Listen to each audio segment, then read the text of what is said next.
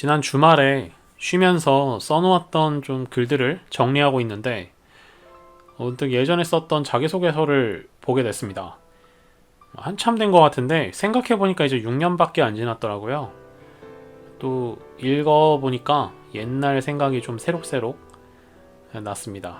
뭐 아무튼 당시에는 융합이라는 말이 유행처럼 여기저기서 들리던 시기라서 다들 본인의 전공 외에 다른 분야에도 막 관심을 갖던 시기였어요.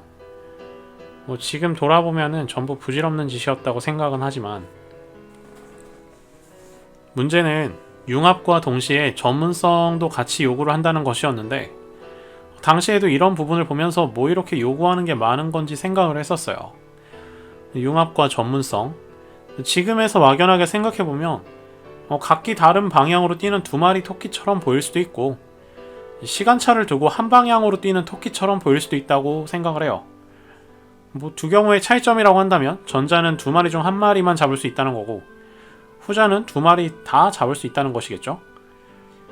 다만 이 주제들에 대해서 얘기하기 전에 좀 정의는 명확하게 해야 되니까 먼저 차례차례 살펴보면 융합이라는 건 말 그대로 두 가지 이상의 서로 다른 무언가를 바람직한 방향으로 시너지를 낼 수 있도록 섞는다는 것으로 이해할 수 있겠죠. 전문성이라는 건 말 그대로 한 분야에 깊게 파고들어가지고 경지에 오르는 상태를 의미하겠습니다. 글쎄요.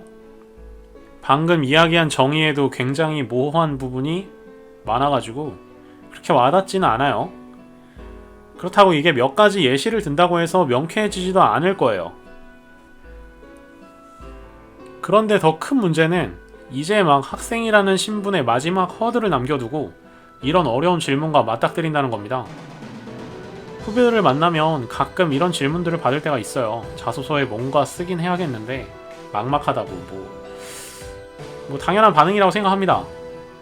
프로였던 적이 없던 사람들한테 프로페셔널리즘을 이야기하라고 하면 학생이 학생다웠던 걸 전문성이라고 이야기해야 되는 건지 아니면 아직 한 입도 안 먹어본 음식을 먹어봤다고 거짓말을 해야 되는 건지 당최 알 수가 없을 만도 하죠. 그리고 또 융합이라니 융합이라는 것과 한참 거리가 멀어 보이는 세대가 그렇게 물어보는 융합이 도대체 뭘 의미하는지 아예 의도조차 짐작이 안 갈 수도 있습니다. 이건 그 분야에 대한 열정과도 직결되어 있다고 할 수 있어요. 애초에 역으로 꾸준한 열정이 뒷받침되어 있지 않았다면 그런 결과물을 만들어낼 수 없었겠죠. 전문성은 생각보다 간단한 문제입니다.